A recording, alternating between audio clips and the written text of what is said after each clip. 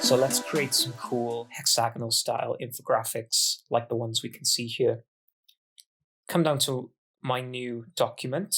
Let's start with shape tool. I'm going to select polygon and make sure I've got my white fill black stroke. Drag out a hexagon and hold shift. If you don't have a hexagon, remember to press up and down on the arrow keys to get to the number of sides that you like. Once I'm happy with my shape, I'm just going to use the selection tool to drag this over here. I'm going to create another one now by holding Alt, click, and drag out another one. Remember, I've got my smart guides on as well. View smart guides, remember to turn these on. If I bring this back down to here now, hold Shift and Alt to make this bigger. And then if I send this to the back, I can see what's going on here in the front, and I can make this as large as I like. Let's grab another one of these now. Hold Alt and click and drag out to create another one. Here, let's just zoom in and then use the direct selection tool to remove these anchor points, because I just want this line here. And I'll do the same now with this shape. What I'm going to do, I can either use the scissors tool for this, or can add an anchor point here, then just backspace it to break the shape. I want to connect the shape up now with the pen tool. Once the pen tool is selected, let's connect this up. And you can see that the little circle appears when I can complete the path. Okay, we're happy with that. And then last but not least, then I'm going to create one more. Hold Alt, drag out, release. Let's put this back on top here using the smart guides. I'm going to go to Effect, Path, Offset Path, and I don't know, let's just set a, say, 30. Press OK, Object, Expand Appearance, and then I'm going to send this to the back. And I'll make this a darker color so we can see what's going on. The next steps now is to add these little sections on the side. I'm going to grab this again, and I'm going to take, if I delete these anchor points here, I get this line here that I can kind of align as such. Use the pen tool, and then hold Shift to create a little extra section here.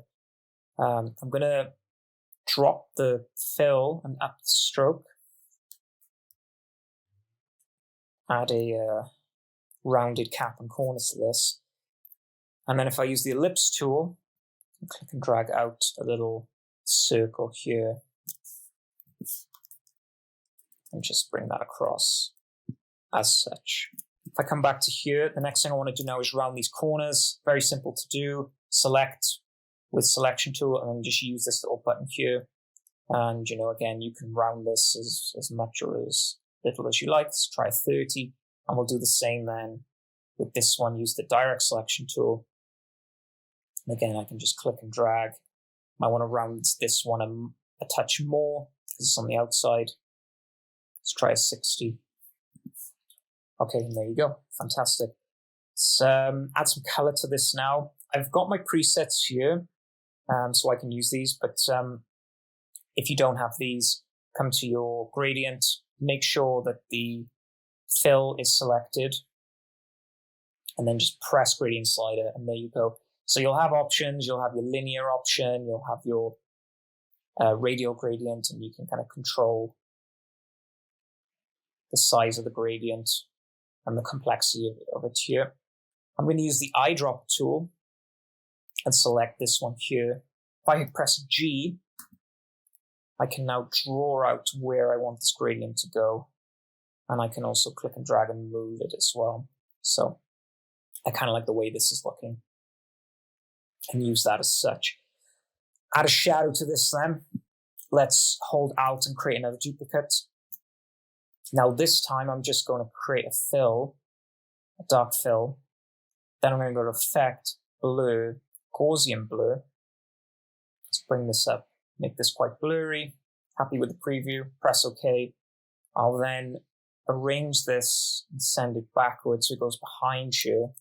Just use my up and down, left and right keys to arrange where I want this. Maybe then just kind of drop the opacity on this to, say 60, something like that. So I get some shadow, but it's not overwhelming. Let's address this kind of body now. Click to add your gradient, make sure your fill is selected. And there you go. Again, I'm going to use the eyedropper and grab this here. I'm then going to press G, and I'm going to use the linear gradient, and I'm just going to draw out where I want this gradient to go. And again, I can play around with this and arrange it in any way that I like. Press V when I'm finished and zoom out. So that's looking pretty good. This section here now, let's object expand this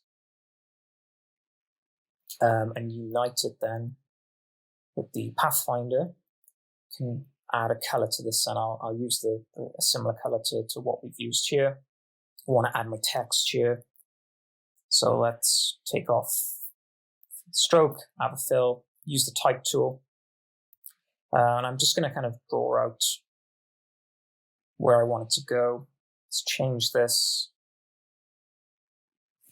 to say something like Montserrat bold. Need to make it bigger. Let's go to paragraph and center that. And then, I've just got to play around with this now. I brought in the kerning, made it bigger. Maybe made this one a little smaller. And again, it's just down to you to play around with it. Just get it the way you want. And then once you're happy, just use the smart guides to kind of align it with everything else. And then here, then, we'll just add a simple text box. Use the type tool. This one. Let's use a gray. And we'll select something like Open Sans Condensed. Change the color back, make this a little bigger. So we're happy with it. That's good. I'm going to add a line here using the pen tool. Again, use the smart guides to guide you. Happy with that. Then come to my stroke. Just bring up the weight of this. And again, if I want to change the color, I can do it in my swatches panel. And then last but not least, then we've got a little more text down here. Character panel. Let's make this smaller. Say 21. And we'll just use Open Sans. And we are happy with that. So let's kind of highlight all this. Hold shift. Just kind of make this a little smaller. Now the beauty of this now, because I've got this kind of outer section here, if I just grab this, hold Alt, and then click and drag a new version out and release. I've got a brand new version here, which is looking really good. And then what I want to do is object, reflect 90 degrees in the vertical axis, and then I simply then align this up until I'm happy, and then simply anything that needs to be re-reflected in the vertical axes can be done as such. And now you can see this is starting to come together. So the beauty of this now is I can change, if I bring this out, I can double check these and I can change the colors here and, do what I want with that. Or, as I've done here, I'll use the eyedropper tool and I'll select this, and there you go. Got the different colors there. Color of this here, and obviously change this color here. Use that blue, and then I can grab this then, press Command C, Command V to duplicate, and I can align this up again using the Smart Object here. Oh, and one last thing, change that shadow to there. When I'm happy with everything, then the nice thing is I can click all this, hold out, drag out and release, and then I can arrange these as I like. And then when I'm happy with the arrangement, then I can delete all of these so that I've got this kind of beautiful pattern emerging here, and I can add the information as such. The last thing I want to do is add these icons. I've got some of these icons here, as you can see. So just going to duplicate those and click and drag. I'm using Smart Guides, or if I highlight these two, go to Align to Key Object, select the hexagon, and then I can align to the hexagon as such. These little icons are fairly simple to create. You know, for example, create the star. Very simple. Just use the star tool. You know, click and drag out till I'm happy, and then use the rounded corners to create a little star like that. Again, you know, with the lightning bolt, I've just turned on my grid. I can just do something very simple. Use the pen tool.